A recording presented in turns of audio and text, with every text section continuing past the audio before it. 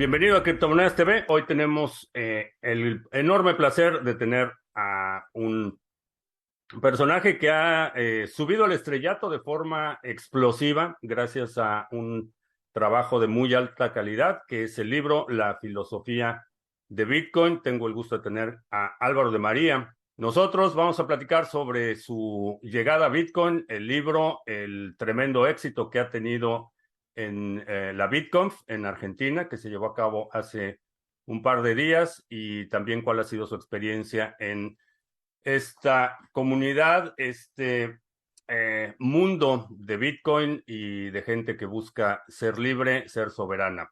Álvaro, muy buenos días, muy buenas tardes, bienvenido.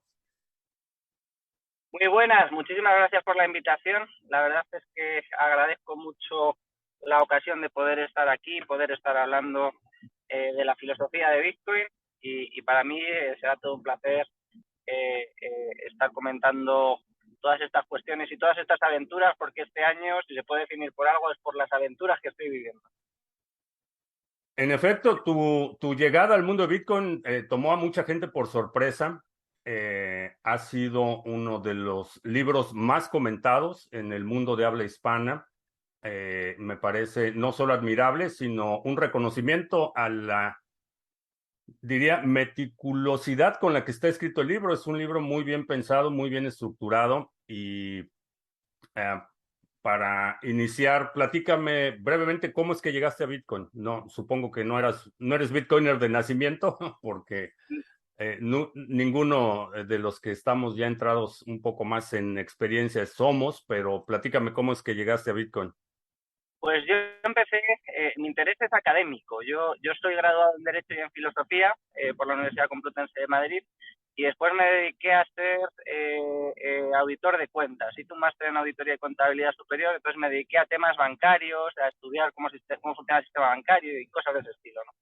Entonces, en 2016 empecé a prestar un poco de atención a Bitcoin porque también me interesaba mucho la escuela austriaca y yo veía cierta posible sintonía entre Bitcoin y el pensamiento de la escuela austriaca. Y ya digo que no desde el punto de vista de la inversión, ni mucho menos, ¿no? Sino desde un punto de vista académico, teórico, de qué significaba esto, qué implicaciones podía tener, qué éxito o qué no éxito podría tener todo este asunto, ¿no? Entonces, en 2016 yo deseché completamente Bitcoin porque caí en un error, a lo que hoy considero un error, que es el centrarnos en el aspecto tecnológico.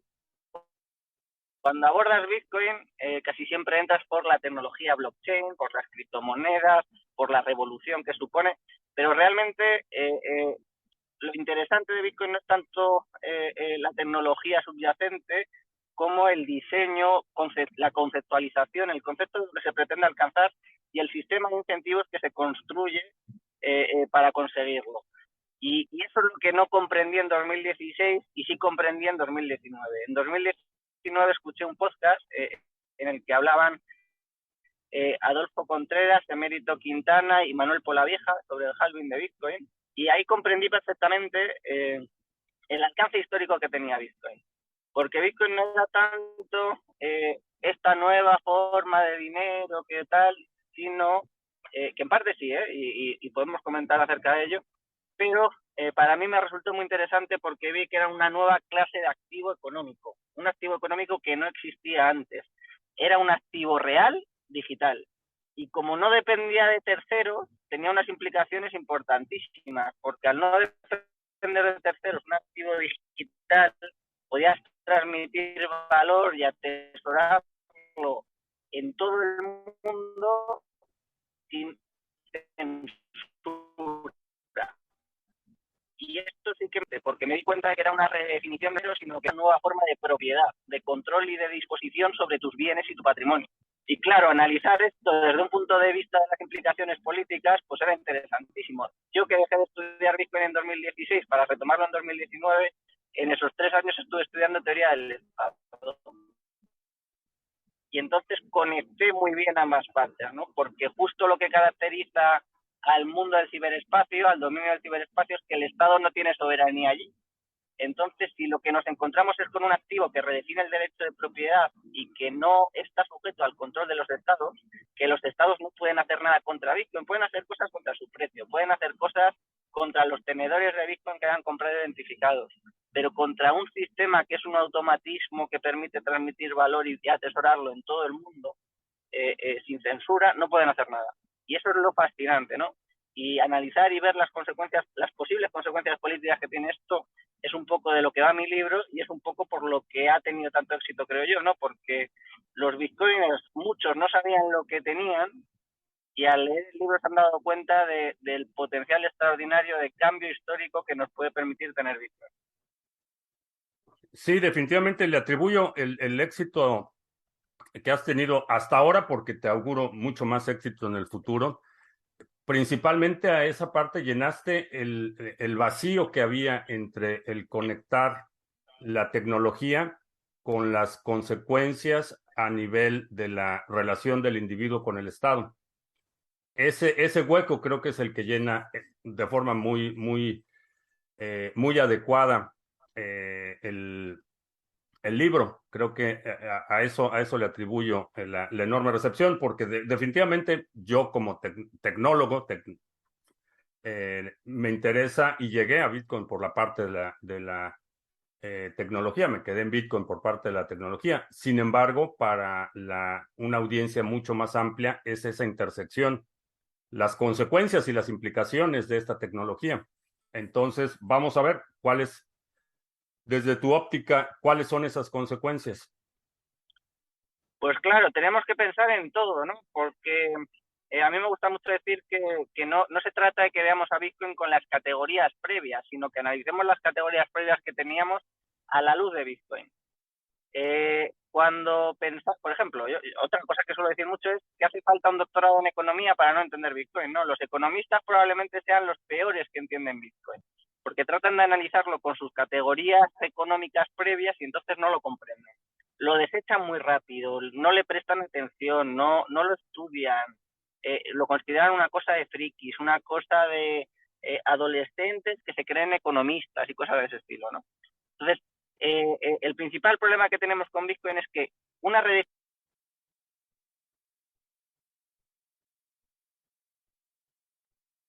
a repensar todo el sistema de categorías económicas, sociales y políticas que tenemos. Yo por eso siempre lo comparo con la pólvora, porque la pólvora supuso eso en la Edad Media, ¿no? La pólvora hizo repensar la forma en la que nos organizábamos socialmente, porque cuando entraban cañones destruía las murallas que protegían las ciudades. Cuando se utilizaban mosquetes acababa con la caballería que proporcionaba seguridad. Todo eso es lo que obligó a reorganizar el orden medieval entero, ¿no? Entonces, el hecho de crear un activo que te permite la secesión patrimonial del Estado, que te permita realizar transacciones sin censura, que te permite atesorar valor sin que nadie más te lo pueda quitar, que te permite hacer tu patrimonio un secreto, a ti lo que te da es poder de negociación. Te da un poder de negociación inmenso a los individuos frente al Estado, pero no solo a los individuos, también a grupos frente a otros estados. También te permite dar independencia a estados frente a organismos internacionales y otros estados. Pensemos, por ejemplo, los embargos comerciales. En el momento en el que tienes la posibilidad de hacer transacciones sin censura, los países que sufren embargos ya no los van a tener. En el momento en el que tú puedes realizar transacciones sin ningún tipo de censura por parte de terceros países, estás hablando de una nueva categoría de relaciones internacionales. ¿Por qué? Pues pensemos, por ejemplo, que alguien embarga las reservas de otro país, ¿no? Pues los incentivos de esos países a pasar parte de sus reservas a Bitcoin para tenerlas inconfiscables, pues cada vez yo creo que será más predominante, ¿no? Tener una clase de activo que además está diseñado para preservar valor en periodos largos de tiempo va a ser apasionante. Y ver todas estas consecuencias que tiene, yo creo que va a ser interesantísimo. Otra cosa a destacar, ¿no? O cómo ya en el propio origen del movimiento Cypherpunk, que es en el que se desarrollan todos los avances tecnológicos, ahí sí, que sustentan Bitcoin, ya veía muy claro que Bitcoin tenía mucha relación, o no tanto Bitcoin como la criptografía tenía mucha relación con el ámbito militar, ¿no? Por ejemplo, el primer texto que se utiliza en la lista de los cypherpunks es un texto que se llama De las ballestas a la criptografía, de Chuck Hamill. Y ahí de lo que habla precisamente es de cómo la ballesta en su momento permitía al campesino defenderse del señor feudal o del cobrador de impuestos, ¿no? Porque le daba mucho poder. Le daba poder porque podía atacar a distancia y podía defenderse mucho mejor con precisión sin tener un conocimiento ni una inversión muy grande, ¿no? Y esto es un poco lo que te permite Bitcoin. Bitcoin lo que te permite es, y Chuck Hamill dice que la criptografía, en ese artículo, que la criptografía es un salto cuántico respecto de la ballesta, ¿no? Y es que efectivamente, porque con Bitcoin es muy fácil preservar tu patrimonio al margen de las manos de cualquiera y evitar que te lo quiten. Y eso no había pasado en la historia, ¿no? Siempre toda clase de activos que tenemos siempre eran confiscables, siempre había posibilidad de que un tercero diluyese tu parte, se encontrase más, descubriese más. Pero en el momento que tienes una escasez total, ¿no? Ya definida, determinística, y consigues que eso sea un activo real, y a partir de ahí creas un activo real digital que no depende de terceros, pues es que las implicaciones para la facilidad de proteger tu patrimonio y incrementar el coste de atacarlo es inmenso, porque tú tienes una garantía frente a terceros ahí que nadie te puede quitar. Y cuando saboreas la propiedad absoluta de Bitcoin, el resto de propiedades las sientes propiedades compartidas, propiedades a medias con el Estado, ¿no? Entonces, saborearla y probarla y ver lo que es te hace sentir muy poderoso también, ¿no? Y te hace darte cuenta de, oye, ¿por qué tenemos que permitir que nos saquen la propiedad en el resto de aspectos? Y te hace ver un mundo de posibilidades nuevo, que es un mundo de posibilidades políticas que sean capaces de superar esa forma política que es el Estado, ¿no? Que es en el segundo libro en el que estoy trabajando ahora, que se llama Micrópolis. Porque claro, si lo que tenemos es un cambio en el poder de negociación, lo que vamos a poder hacer los individuos es agregarnos a través de Internet y de personas de influencia para negociar de tú a tú con estados y crear jurisdicciones personalizadas. Esto a lo mejor, si alguien ha empezado a escuchar esta entrevista y claro, es la primera vez que oye hablar de todo esto, pues le chocará todo mucho, ¿no? Por eso, si les interesa, pues yo creo que pueden ir a las 2 entrevistas que tengo con Lunaticoin, que son muy largas, que son de 3 horas largas, y ahí analizamos todo esto con profundidad, ¿no? Se llaman La caída del Estado y Micrópolis, en el canal de Lunaticoin. Y ahí vemos todas las implicaciones de esto, porque claro, en el momento en el que el Estado no tiene control sobre una parte de la propiedad, es un punto de fuga enorme. Es como quitarle el tapón a la bañera. Es como hacerle un agujero al Titanic, ¿no? De hecho, esto ya lo sabía el propio Hobbes. Hobbes en el Leviatán, en el capítulo 29, de las causas que tienden a la disolución del Estado, dice precisamente eso, ¿no? Que si los individuos tienen absoluta propiedad de sus bienes, el Estado desaparece. Nada más y nada menos. Sí, es un tema que hemos discutido aquí con la audiencia de Criptomonedas TV. Hemos hablado de las metajurisdicciones, que es el término que he utilizado para referirme a ese nuevo modelo de Estado en el que, aunque físicamente esté en el mismo lugar que otra persona, mi jurisdicción será distinta en el futuro. Ahora, el Bitcoin pone de cabeza el orden mundial en el en términos de, por ejemplo, lo que mencionabas de evadir sanciones. Y haciendo un poco de abogado del diablo, ¿eso no implicaría una escalación de la necesidad de los estados de recurrir a violencia como, porque no pueden, la resistencia a censura quiere decir que la transacción no puede ser impedida. El Estado no tiene el poder de impedir que esa transacción suceda, pero no es un blindaje eh, de las consecuencias de esa acción. Exacto, yo creo que se va a incrementar muy significativamente la violencia este siglo, ¿no? Pero no tanto. Esto es interesante verlo desde el punto de vista de la filosofía política, porque la violencia no es un ejercicio del poder, sino que la violencia emerge cuando el poder desaparece. Cuando hay un poder instituido, tú no necesitas ejercitar la violencia. La potestad se respeta, ¿no? Y allí no es necesaria la violencia. Cuando un padre es una potestad para su hijo, no necesita pegarle, ¿no? Precisamente es cuando no es capaz de imponer su autoridad a su hijo, cuando recurre a la violencia. Y eso es un poco lo que pasará con el Estado, ¿no? El Estado, cuando se vea incapaz de hacer cumplir sus leyes, de que los ciudadanos puedan atreverse a desafiarle, no le va a gustar y va a recurrir a la violencia. Por eso a mí me gusta enfocar esta situación como una transición, un periodo de transición que de nosotros va a depender cómo sea. Puede ser un periodo de transición muy malo, donde haya una ruptura social, o puede ser un periodo de transición de negociación y de acuerdo, donde se haga un nuevo contrato social. Yo apostaría por esta segunda opción, ¿no? Que todos entendamos que estamos ante un cambio de era, que estamos pasando de la era industrial a la era de la información, que Bitcoin es como la pólvora en la Edad Media, pues como así es para esta transición, ¿no? Para el paso de la Edad Media a la Edad Moderna, la pólvora y la imprenta tuvieron un papel fundamental y yo estoy convencido de que Internet y Bitcoin son esos cambios, esos catalizadores de la transición a otra era, ¿no? Entonces, vamos a ver cómo funciona todo y cómo se va dando todo, ¿no? Pero cada vez hay menos dudas y cada vez se va prestando más atención, ¿no? Es curioso cómo el precio cada vez se escucha menos y se presta más atención a las notas esenciales de Bitcoin. Esto lo vemos en Estados Unidos con Jason Lowery, cómo cada vez se le hace más caso, incluso va a ir al Congreso, si mal no recuerdo, de los Estados Unidos. Va a ser ya asesor de la Casa Blanca. Creo que le van a llamar a consulta, sí, para consultarle sobre estos temas. Sí, ya su tesis ha causado también mucho revuelo, mucha aceptación, ha llamado la atención de mucha gente y ya va a ser asesor de la Casa Blanca en el tema de Bitcoin como herramienta de negociación y de consolidación de poder geopolítico. Bastante fascinante lo que está haciendo.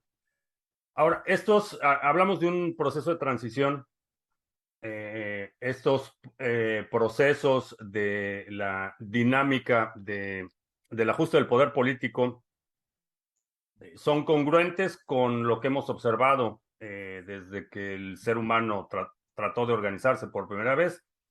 Es el fenómeno de que el poder o se está expandiendo o se está contrayendo. No hay un status quo cuando hablamos del poder político, del ejercicio del poder político. Estamos en la fase en la que los estados nacionales están erosionándose rápidamente en términos de credibilidad, en términos de viabilidad económica. Entonces, a mí me queda claro que la caída es inevitable. La diferencia ahora es que quienes estamos adoptando esta filosofía de Bitcoin, quienes estamos adoptando Bitcoin como medio de reserva principal, vamos a tener la opción de escoger dónde aterrizamos. Eso es, yo creo que vamos a ir a jurisdicciones personalizadas. Yo soy bastante crítico, o sea, yo no soy tanto de la visión, por ejemplo, de Valaris, creo que se llama, ¿verdad? De Network State o de metajurisdicciones en el ciberespacio y cosas de ese estilo, porque al final de lo que se trata es de tener una jurisdicción territorial, ¿no? Vas a tener que vivir en un territorio, sí o sí, ¿no? Puedes cambiar tu poder de negociación a lo mejor en el ciberespacio y tener algún tipo de jurisdicción de ese tipo, pero eso no te va a dar una garantía de seguridad física, que eso es lo que necesitamos, ¿no? Entonces, a mi juicio, lo interesante es utilizar Bitcoin como herramienta de negociación, ¿no? Y para que se entienda rápido, para no extenderme demasiado, voy a poner directamente un ejemplo. Imaginemos que Elon Musk hace una oferta pública en Twitter de que quiere comprar un territorio en un país y dice, los 50.000 primeros que aporten $1.000.000 en Bitcoin a una cuenta multifirma y demás, ya veríamos cómo se haría, ¿no? Se convertirán en padres fundadores, ¿no? Y pide 75.000 hectáreas, por ejemplo. ¿Cuántos estados del mundo no cederían 75.000 hectáreas por 50.000 millones de dólares a cambio de no tener jurisdicción sobre esa parte del territorio? Pues yo creo que muchísimos, pero muchísimos, ¿no? Y Elon Musk a cambio lo que conseguiría es una jurisdicción donde poder desarrollar todas sus empresas, donde poder vivir conforme a sus normas y sus reglas y no tener que estar sometido a toda ideología o a los riesgos políticos de otros estados o a cuestiones de otra índole, ¿no? Él sería completamente capaz de garantizar su seguridad, establecería su sistema político conforme él quisiera y establecería los criterios de admisión y de expulsión del territorio también, claro. Y sobre todo que tendría un derecho propio ajeno a la legislación del Estado en el que estuviese in situ, ¿no? Me encanta esa idea y sin embargo tengo que ser un poco escéptico en la parte de asegurar la integridad territorial, porque la realidad es que hemos visto en innumerables casos en la historia en los que solo eres un estado soberano si puedes defenderlo. Y esa parte, creo que Jason Lowery está haciendo un trabajo interesante en la parte de la defensa del Estado. Nosotros, como individuos soberanos, solo podemos mantener la soberanía si podemos defenderla. Y cuando hablamos ya de una integración territorial, un espacio físico, eh, se requiere necesitas la capacidad cinética, poder ejercer violencia para defender tu soberanía. Eso creo que es un reto que definitivamente tiene que ser discutido y tiene que No ser es una considerado, cuestión, ¿no? no es una cuestión que yo evito, al revés, es una cuestión que trato de responder en mi segundo libro y que puedo hacer un anticipo, ¿no? Claro, ¿qué es lo interesante dentro del mundo militar, ¿no? Estructurar un sistema de forma la defensa no deja de ser disuasión. ¿Y cómo consigues disuasión? Precisamente Jason Lowery ya habla de la preservación mutua asegurada, ¿no? Ujú. En el momento en el que hay una parte importante de la riqueza que no está fácilmente al alcance de expropiación o de, en caso de que tú conquistes ese territorio, obtienes esa riqueza, como sería el caso en el que una parte importante de las reservas de la micrópolis o de los ciudadanos que la compusieran lo tuviesen en Bitcoin, ¿no? Estaría fuera del alcance de la conquista, desincentivaría mucho el ataque, por un lado, ¿no? Pero es que además vamos a vivir, a mi juicio, y según lo que he podido estudiar de doctrina militar estadounidense actualmente, una proliferación de armas nucleares, ¿no? De armamento nuclear.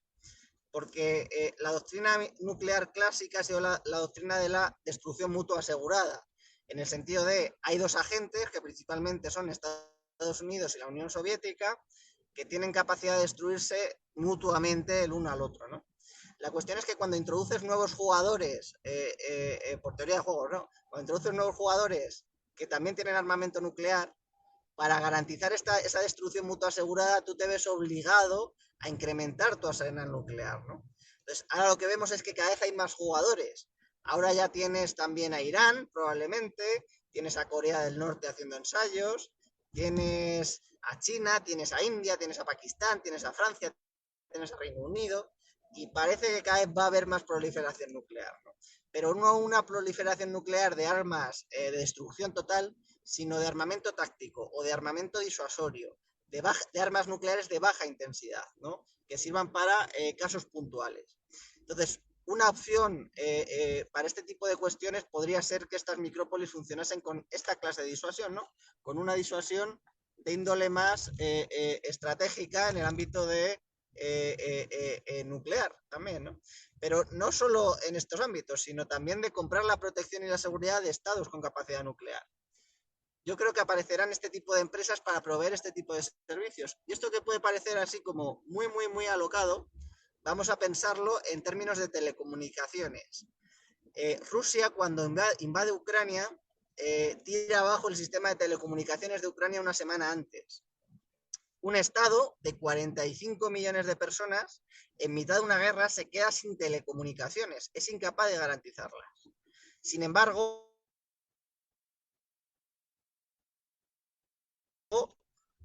Elon Musk, a través de su empresa telecomunicaciones, a un estado fallido, va a ser capaz de proveerse también a sí mismo seguridad en una jurisdicción personalizada suya. Es una buena solución, me gusta. Podemos utilizar las centrifugadoras para producir material nuclear para minar y el excedente para defensa. Buena solución. Estoy esperando ansiosamente tu libro porque es un tema que me interesa y que hemos discutido aquí mucho en la comunidad. vamos a platicar ahorita un poco de qué ves en el futuro en términos de desarrollo de la tecnología, de Bitcoin específicamente, y un poco del tema de la autocustodia y la soberanía personal, porque ese es otro de los puntos de fricción que creo que quienes estamos más en el lado tecnológico hemos eh, quizá expresado un grado de complejidad que no es necesario en términos de autocustodia. Entonces, vamos a platicar un poquito acerca de eso. ¿Qué te parece? Sí, yo creo que la autocustodia tiene sentido para cantidades que nosotros tendríamos, por ejemplo, en otra clase de activos al portador, ¿no? Es decir, yo creo que tiene sentido tener autocustodia de Bitcoin en importes como lo que tendrías de oro en tu caja fuerte de tu casa o el dinero que tendrías en efectivo debajo del colchón o esta clase de cantidades, ¿no? De toda la riqueza que tú quieras tener contigo al portador. Esto varía en función de cada persona, pero yo lo enfocaría desde ahí, ¿no? ¿Cuánto tienes en un cuadro de arte en tu casa? ¿Cuánto tienes en esa clase de activos? Luego también, a mi juicio, habría otra demanda de Bitcoin que sería para el atesoramiento a largo plazo, pero ya no al portador, sino depositado en terceros, pero no en terceros como exchange, sino en terceros como custodios especializados. Yo pienso, por ejemplo, pues en una empresa con la que yo colaboro que es Prosegur. Prosegur tiene un sistema también de custodia bastante bueno, ¿no? Y para importes significativos te evitas los ataques físicos, ¿no? Que yo creo que es los ataques de llave inglesa, que yo creo que son un riesgo potencial en caso de que hayas cometido errores de privacidad en el acceso a los fondos y te expongas a ataques de ese tipo por agentes maliciosos que hayan tenido acceso a esa información. Entonces, a mi juicio, tiene ese sentido, ¿no? Y luego Bitcoin lo que tiene son muchas herramientas que te permiten añadir capas de seguridad a tus fondos. No solo tienes sistemas multifirma, no solo tienes time blocks, no solo tienes el passphrase, no, o sea, puedes añadir capas de seguridad sin parar, sin parar, sin parar, ¿no? Y eso es algo que el resto de activos no tienen. Es que aquí puedes programar capas de seguridad prácticamente.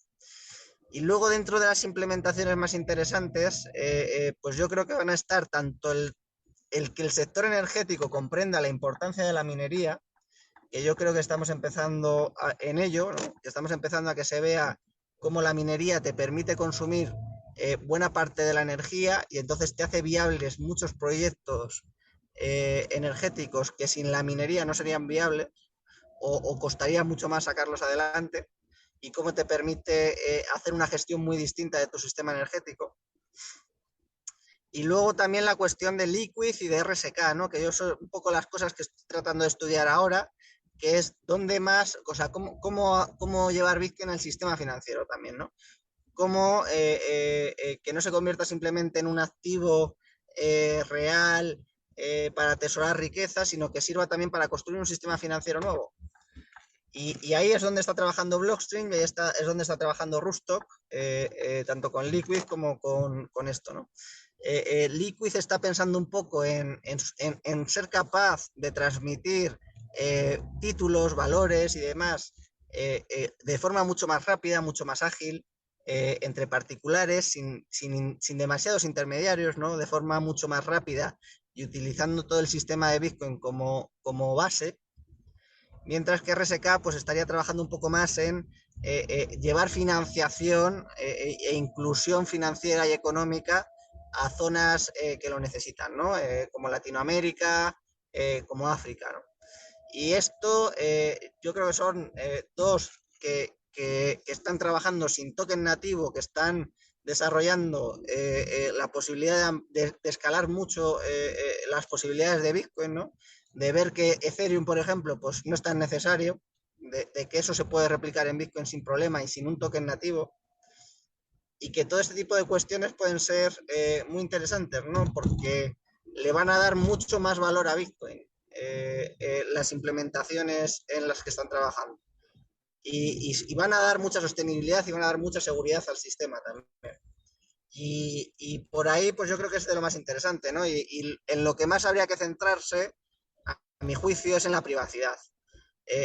Los cypherpunks en origen tienen esa preocupación extrema por la privacidad, porque la privacidad no es el secretismo, la privacidad es revelarse selectivamente, es elegir con quién te quieres revelar, con quién quieres que sepa o que tenga acceso a tu información.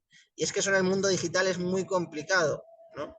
Porque en el mundo digital siempre, casi siempre, tenemos un proveedor de servicio que conoce lo que estamos trabajando. Entonces, acabamos con la privacidad porque si él decide acceder a la información, puede hacerlo. Si un juez se lo pide, puede hacerlo.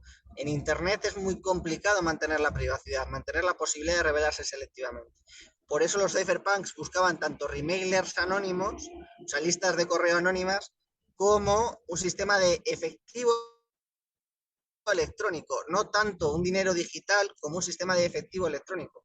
Porque cuando tú pagas con efectivo en una tienda, mantienes tu privacidad. El tendero no sabe tu nombre, no sabe tu identidad y no necesita saber nada. Y tampoco hay un banco que sepa si pagas con efectivo a quién estás comprando, qué día, a qué precio, con qué nombre, ni nada, ¿no? Pero si pagas con tarjeta de débito, con tarjeta de crédito, con cualquier cuestión de estas, sí, pierdes tu privacidad. De ahí el riesgo de todas las monedas digitales de los bancos centrales, ¿no? Que es la supresión completa del efectivo por una moneda que suprime la privacidad. Entonces, ahí Bitcoin es una posibilidad, no diría que la mejor de todas, que yo creo que todavía ese sería el avance que habría que esperar, ¿no? Que es una stablecoin como Bitcoin con confianza minimizada que nos permita realizar las funciones de medio de pago, porque Bitcoin va a cumplir la función del dinero de depósito de valor. Pero o sea, yo creo que vamos a hacer una especialización en las funciones del dinero, ¿no? Por un lado vas a tener dineros como medio de pago que no sirven para atesorar valor a largo plazo, como los dineros fiat, ¿no? Nadie ahorra en pesos, nadie ahorra en bolívares, todo el mundo pues ahorra en otra clase de activos. Y con el dólar cada vez pasa más también, ¿no? La gente no suele ahorrar en dólares, suele ahorrar en bienes inmuebles, suele ahorrar en deuda pública, suele ahorrar en acciones, suele ahorrar en fondos de pensiones, en fondos de inversión.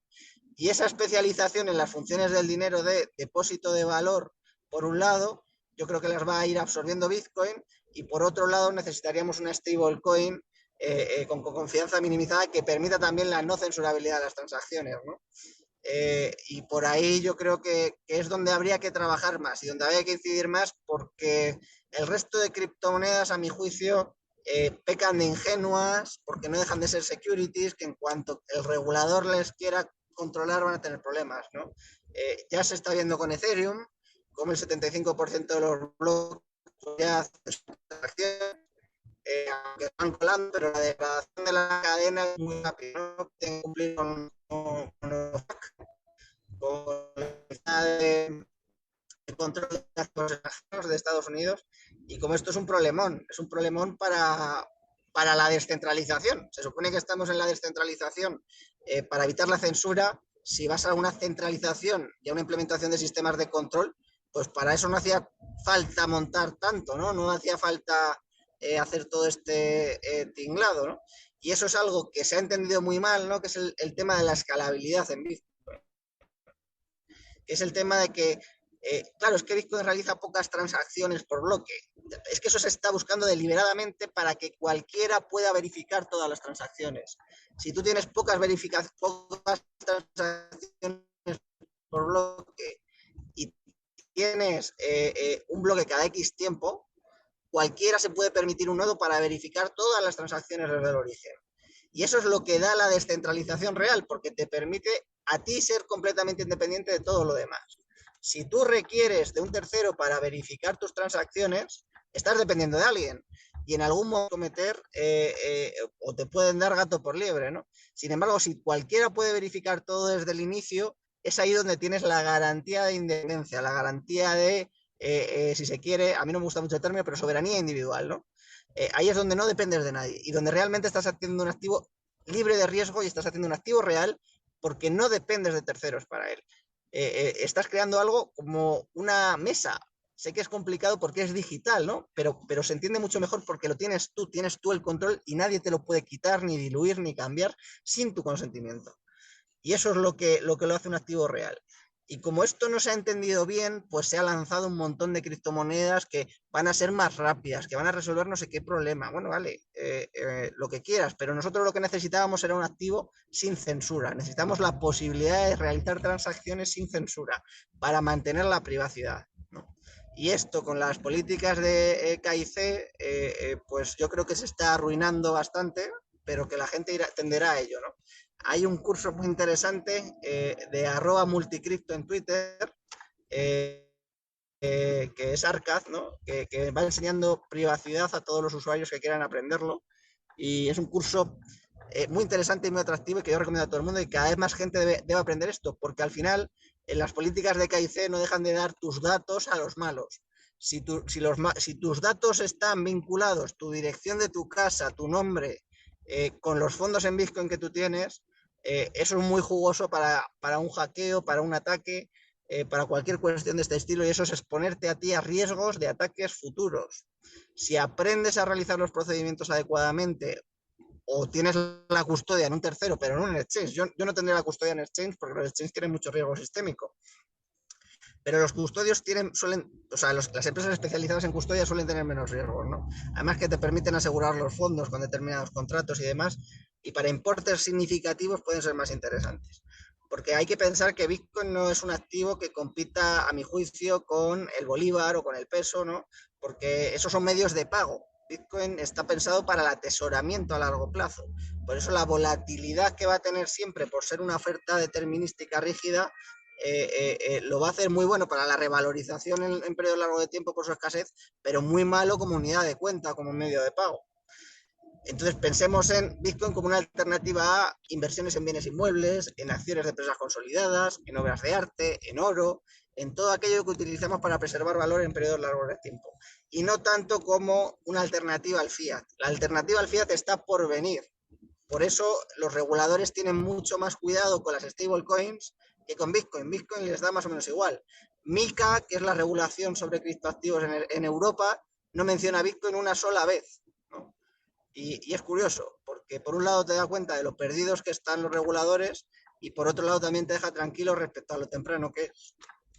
¿Cómo visualizas esa integración de una unidad de cuenta, algo que pueda servir como una stablecoin o algo similar o análogo? Eh,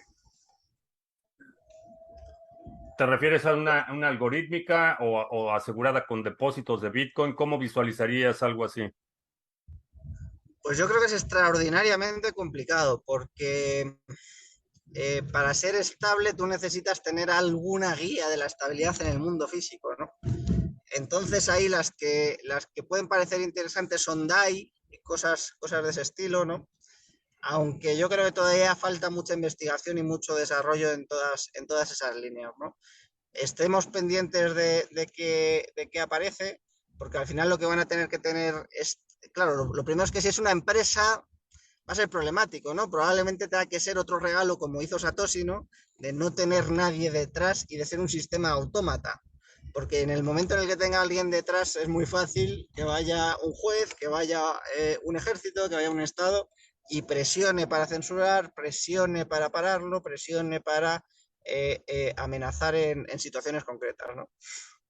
Entonces, por eso Tether o otro tipo de criptomonedas que tienen empresas detrás o fundaciones o personas o lo que sea, pues yo las veo muy poco atractivas, porque al final pues pueden ser innovaciones que tengan ventajas, no lo voy a negar, pero no son el santo grial, no son lo que estamos buscando, ¿no? Serán pues al nivel de PayPal, si se quiere, pero no al nivel de Bitcoin. Y eso es un poco lo que debemos buscar, una innovación que nos permita realmente manejarnos y realizar transacciones en el día a día sin poner en riesgo nuestra liquidez temporal, ¿no? Nuestra liquidez en el corto plazo, porque hay que tener en cuenta eso, ¿no? Bitcoin es muy volátil porque tiene una oferta rígida y cualquier cambio en la demanda cambia mucho su precio, ¿no? Y va a seguir siendo así. Es decir, que eso no debemos esperar a que Bitcoin algún día salga estable y con eso se convierta en un medio de pago y una unidad de cuenta, sino que tenemos que buscar otra alternativa que nos permita hacer eso. Bitcoin está extraordinariamente bien, porque Bitcoin lo que va a sustituir es buena parte de toda esa demanda de deuda pública, de bienes inmuebles, de activos para preservar valor. Pero para el dinero fiat vamos a necesitar otra cosa. Vamos a necesitar otra cosa porque la mayoría de las transacciones económicas no se pueden permitir tener un coste de la volatilidad tan alto, ¿no? Sin embargo, para la riqueza que queremos dejar a nuestros hijos, pues la volatilidad en el corto plazo nos da igual. Lo que nos interesa es que se revalorice, y para que algo se revalorice en el largo plazo, pues lo esencial y lo principal es la oferta, ¿no? Y si es una oferta tan rígida como la de Bitcoin, pues todavía mejor. Una de mis hipótesis respecto a la volatilidad en el futuro ha sido que el incremento de la masa de dinero, la capitalización de Bitcoin, es lo que va a traer una mucho mayor estabilidad. Ahorita creo que la fluctuación que vemos es porque es relativamente fácil mover el precio de Bitcoin. No necesitas demasiado dinero en términos comparativos con el sistema financiero. Es dinero de niños lo que necesitas para mover el precio de Bitcoin. Y mi hipótesis ha sido que en la medida que la masa de dinero crece, la volatilidad tiende a reducirse, ¿no? Pero definitivamente Pues muy interesante la idea porque por un lado tenemos, por ejemplo, Seyfidian Amus, el autor de El Patrón Bitcoin, se inclina mucho más por la opción de una moneda de reserva basada en Bitcoin, garantizada con depósitos. Tenemos a Nick Bhatia, que se inclina más por una moneda algorítmica. Es interesante que menciones las dos porque creo que no son mutuamente excluyentes. Podemos tener más de una y creo que es sano tener distintas tecnologías compitiendo para ofrecer una solución que eventualmente sea los propios méritos de la tecnología los que determinen quién es el ganador y no un organismo regulador que eh, diga quién puede competir y quién no. Creo que soy mucho más eh, adepto a la idea de que las tecnologías deben competir y, en mi opinión, no son mutuamente excluyentes. Muy interesante. Vamos a darnos un brief de tu próximo libro. Vamos a hacer un teaser rápido del próximo libro. perfecto, pues ya por ir finalizando, pues el siguiente libro va un poco de las consecuencias políticas de Bitcoin, ¿no? De qué nos va a permitir.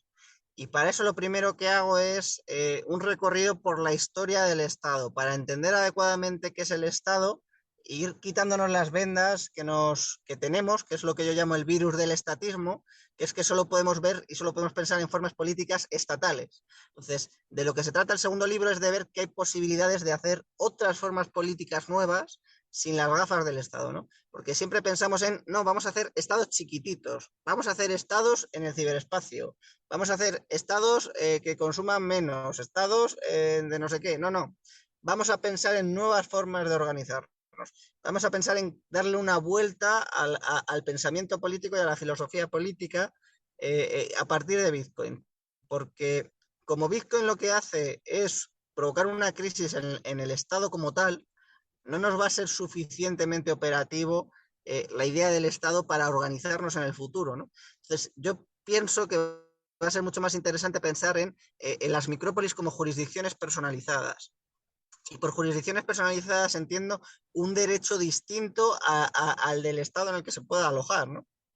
Y esto puede parecer contradictorio, pero yo creo que vamos hacia una convivencia entre los restos de la era industrial, que el Estado vendría a ser esa forma política que garantiza la seguridad en la era industrial, y nuevas formas políticas, que son las que yo llamo micrópolis, que sean jurisdicciones basadas en habilidades, es decir, muy especializadas, personalizadas, ¿no? Pues a lo mejor una micrópolis de bitcoiners, otra de farmacéuticos, otra de las empresas de Elon Musk, ¿no? Cosas de este estilo, o de religiones concretas que se quieran organizar, o de sistemas educativos, o cuestiones de esta índole, que se encuentren en las periferias de las megápolis, ¿no? De las ciudades globales, de las capitales, de las grandes ciudades, ¿no?